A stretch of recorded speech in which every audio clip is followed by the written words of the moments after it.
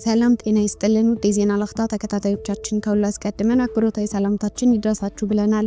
ለሰዓቱ የመረጥናቸውን ዜናዎች ይዘን ተገኝተናል። አንኳር ጉዳዮችን በማስተዋወቅ እንጀምራለን። ጠቅላይ ሚኒስትር አብይ አህመድ ለአቶ ጌታቸው ረዳ እንደጻፉት ተደርጎ ዛሬ እየተሰራጨ የሚገኘው ደብዳቤ ሐሰተኛው እውነተኛ የያዘ ነው። በዝርዝር መረጃችን እንመለስበታለን። የኢትዮጵያ ሀገራዊ ምክክር ኮሚሽን በአማራ ክልል አጀንዳ የማሰባሰብ ምዕራፍ ማስጀመሩን በይፋ አሳውቋል። ዝርዝር መረጃውን ይዘናል። ከውጭ ዜና ቻይና በአሜሪካ ላይ ተጣለባት ታክስ ተመሳሳይ አጸፋዊ እርምጃ ወሰደች። በዚህ መረጃ ላይና ፑቲን በተኩስ አቁሙ ላይ በሳምንታት ውስጥ ውሳኔ ላይ ሊደርሱ ይገባል ስትል አሜሪካ ድምጿን አሰምታለች። ዝርዝር መረጃውን ይዘናል። በሌላ ዜና ተመድ የሱዳን ጦር አስመልክቶ እንዲያወጣው መረጃ ስላለ በዚህ ላይና በስተመጨረሻ ማንዳ ጠር ያለ አነጋጋሪ ታሪክ ስለያዝንላችሁ እስከ ጥንክራችን ፍጻሜ አብራችሁን ቆዩ በማለት ቻናላችን ላይክ፣ ሼር እና ሰብስክራይብ በማድረግ እንድትከታተሉን አክብሮታዊ ግብዣችን ነው። አሁን በቀጥታ ወደ ዝርዝሩ እንውሰዳችሁ። ጠቅላይ ሚኒስትር አብይ አህመድ እንደጻፉት ተደርጎ ዛሬ የተሰራጨ የሚገኘው ደብዳቤ ሐሰተኛ ነው። በጠቅላይ ሚኒስትር አብይ አህመድ ለአቶ ጌታቸው ረዳ በዛሬው ዕለት ማለትም መጋቢት 27 2017 ዓ.ም እንደተጻፈ ተደርጎ የተሰራጨ የሚገኘው ደብዳቤ እንዳለ ተመልክተናል። የትግራይ ክልል ጊዜያዊ አስተዳደር መስተዳደር ሆነው እንዲቀጥሉ በሚል ርዕስ ተቀናብሮ የቀረበው ደብዳቤው አቶ ጌታቸው ረዳ የክልሉ ጊዜያዊ አስተዳደር ሆነው እንዲቀጥሉ በጠቅላይ ሚኒስትሩ መወሰኑን ይገልጻል። ኢትዮጵያ ቼክ በደብዳቤው ላይ ባደረገው ማጣራት በቅንብር የቀረበ ሐሰተኛ ደብዳቤ መሆኑን አረጋግጧል። ሐሰተኛ ደብዳቤው መጋቢት 13 2017 ዓ.ም ጠቅላይ ሚኒስትሩ ለረዳት ፕሮፌሰር ነብዩ ባዩ የሰጡትን ትክክለኛ ደብዳቤ በመጠቀምና እሱን ኤዲት በማድረግ የተቀናበረ መሆኑን ለማየት ችለናል። ከዚህም በተጨማሪ ፎቶ ፎረንሲክ በመጠቀም ባደረግነው ማጣራት መጋቢት 27 የሚለው ቀንና ሙሉ የደብዳቤው ጽሑፍ አካል በቅንብር ተቆራርጦ ለረዳት ፕሮፌሰር ነብዩ የተጻፈው ደብዳቤ ላይ መቀጠሉን አይተናል። አቶ ጌታቸው ረዳ ዱባይ ላይ ከአንድ ሚዲያ ጋር ትናንት ባደረጉት ቃለ ምልልስ አሁንም ከስራ ጋር የተያዘ ፊርማ እየፈረሙ እንደሆነ ጠቅሰው ገለል እንዲሉ የተፈለገው ከቀደም ታጋይ ፖለቲከኞች መሃል አንዱ ስላልሆንኩ ነው ብለዋል። ጠቅላይ ሚኒስትሩ የክልሉን ጊዜያዊ አስተዳደር መሪ ለመምረጥ ህዝቡ በኢሜል ጥቆማ እንዲሰጥ ከቀናት በፊት ሐሳብ ቢያቀርቡም የአካሄድ በዶክተር ደብረጽዮን ገብረሚካኤል በሚመራው የህወሓት ቡድን በኩል ጥብቅ ተቃውሞ እንደገጠመው ይታወሳል። የኢትዮጵያ ሀገራዊ ምክክር ኮሚሽን በአማራ ክልል አጀንዳ የማሰባሰብ ስነ ስርዓት ማካሄድ ጀመረ። ከ6000 በላይ የአማራ ክልል ህዝብ ተወካዮች የተገኙበት በአማራ ክልል የሀገራዊ ምክክር የአጀንዳ ማሰባሰብ የምክክር ምዕራፍ ማስጀመሪያ ስነ ስርዓት በባህር ዳር መካሄድ ጀመረ። በመርሃ ግብሩ ላይ ንግግር ያደረጉት የኢትዮጵያ ሀገራዊ ምክክር ኮሚሽን ኮሚሽነር መላኩ ወልደ ማርያም ምክክር ወሳኝ መሆኑን ገልጸው ከዚህ ቀን ጀምሮ በኢትዮጵያ በየትኛውም ግዛት የሰው ደም መፍሰስ መቆም አለበት ብለዋል። እናቶች የሚያለቅሱበት፣ ወላጅ አልባ ልጆች የሚሆኑበት ዘመን ማብቃት እንዳለበት ተናግረዋል።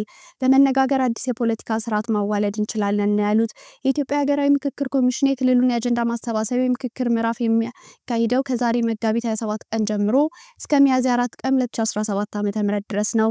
ኮሚሽነር መላኩ ትናንት በሰጡት መግለጫ እንደተናገሩት ባለፉት ጊዜያት በክልሉ 267 ወረዳዎች 10 የማህበረሰብ ክፍሎችን ወክለው የተመለመሉ ከ4500 በላይ ተሳታፊዎች በተለዩበት የምክክር መርሃ ግብሮች ተከናውነዋል።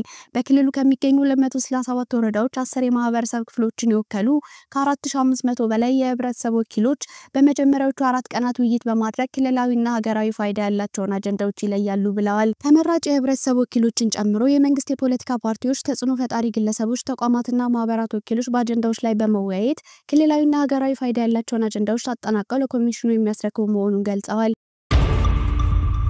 ወደ ውጭ ዜና ስናልፍ ቻይና በአሜሪካ ላይ ተጣለባት ታክስ ተመሳሳይ አጸፋዊ እርምጃ ወሰደች። ቻይና ከቀጣይ ሳምንት ጀምሮ ተግባራዊ የሚደረግ የ34% ቀረጥ በሁሉም የአሜሪካ ምርቶች ላይ ለመጣል መወሰኗን አስታውቃለች። ይህ የቻይና እርምጃ የአሜሪካ ፕሬዝዳንት ዶናልድ ትራምፕ ከቻይና ወደ አሜሪካ በሚገቡ ምርቶች ይፋ ያደረጉትን የ34% አዲስ የታክስ ታሪፍ ተከትሎ የሰጠችው ጠንካራ የበቀል እርምጃ አካል ነው ተብሏል። ቀደም ሲል አሜሪካ በየካቲትና መጋቢት ወር በቻይና ምርቶች ላይ 10% እና 20% ታክስ ጥላ የነበረ ሲሆን ቤጂንግም ውሳኔውን የጦር የሚቀሰቅስ ድርጊት በማለት ስትቃወም ቆይታለች። እንዲሁም ሀገሪቱ ለተጣለባት ቀረጥ 14% ታክስ መጣሏም የሚታወስ ነው። ቻይና በተጨማሪ ቁልፍ በሆኑ የማዕድን ንግድ ላይ ቁጥጥር እንደምታደርግ ማስታወቃለች። ይህም ከአሜሪካ ጋር የሚደረገውን ግብይት ሊገድበው እንደሚችል ተጠቁሟል። የቻይናን የበቀል እርምጃ ተከትሎ የአሜሪካ የአክሲዮን ገበያ ከኮቪድ ወረርሽኝ ወዲህ በእጅጉ መቀነሱ ተነግሯል። የቻይና ውሳኔ ተከትሎ ትራምፕ ቻይና በድንጋጤ የማይሆን ጨዋታ ጀምራለች ሲሉ ትሩዝ በተባለው ማህበራዊ ድረገጻቸው ላይ ባሰፈሩት መልእክት ተናግረዋል። በሌላ በኩል ቪየትናም፣ ህንድና እስራኤል በአሜሪካ የተጣለባቸው ቀረጥ ተከትሎ የሚደርስባቸውን ጫና ለመቀነስ ከፕሬዝዳንት ትራምፕ ጋር እየተነጋገሩ ነው ተብሏል። አሜሪካ ፑቲን በተኩስ አቁሙ ላይ በሳምንታት ውስጥ ውሳኔ ላይ ሊደርሱ ይገባል አለች። ፕሬዝዳንት ፑቲን ስለ ሰላም እንዲሁም የተኩስ አቁም ላይ ያላቸውን አቋም በሳምንታት ውስጥ እንደሚታወቅ የአሜሪካ ከፍተኛ ዲፕሎማት ተናገሩ። ፑቲን ለዩክሬን ጦርነት ሰላማዊ ልባት ለመስጠት በወራት ውስጥ ሳይሆን በሳምንታት ውስጥ ላይ ውሳኔ ላይ ሊደርሱ እንደሚገባ የአሜሪካ የውጭ ጉዳይ ሚኒስተር ማርኮ ሩቢዮ ተናግረዋል። ማርኮ ሩቢዮ ጦርነቱን ለማስቆም የሩሲያው ፕሬዝዳንት ውሳኔ ላይ መድረስ አለባቸው ሲሉ በብራስልስ ከነበረው የሰሜን አትላንቲክ የጦር ቃል ኪዳን ድርጅት ኔቶ የውጭ ጉዳይ ሚኒስትሮች ስብሰባ በኋላ ተናግረዋል። የብሪታንያና የፈረንሳይ አቻዎቻቸው ፑቲን ስምምነቱን በማዘግየት በዩክሬን ላይ ጥቃታቸውን ቀጥለዋል ሲሉ ከሰዋቸዋል። የአሜሪካ ፕሬዝዳንት ዶናልድ ትራምፕ ከ3 ዓመታት በላይ የዘለቀውን ጦርነት ለማስቆም የተኩስ አቁም ስምምነት እንዲደረስ በሚሞክሩበት በዚህ ወቅት ሩሲያና ዩክሬን የሚፈጽሟቸውን ጥቃቶች አጠናክረዋል።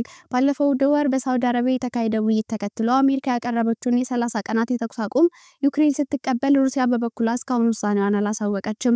ሩሲያና ዩክሬን ጥቁር ባህር ላይ የሚያደርጉትን ጦርነት የሚያስቆም የተኩስ አቁም ስምምነት መፈረማቸውን ዋይት ሃውስ አረጋግጧል። ነገር ግን ሩሲያ የጥቁር ባህር የተኩስ አቁም ስምምነት ተግባራዊ የሚሆነው ምዕራባውያን የጣሉት ማዕቀብ ሲነሳ መሆኑን አጽንኦት በመስጠት ቅድመ ሁኔታዎችን አስቀምጣለች።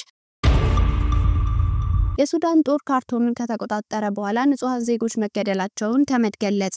የተባበሩት መንግስታት የሰብአዊ መብት ኮሚሽን ኮሚሽነር የሆኑት ቮልከር ቱርክ የሱዳን ጦር ከህግ ውጪ ግድያ መፈጸሙን የሚጠቁም አሳማኝ ሪፖርቶች መኖራቸውን ተናገሩ።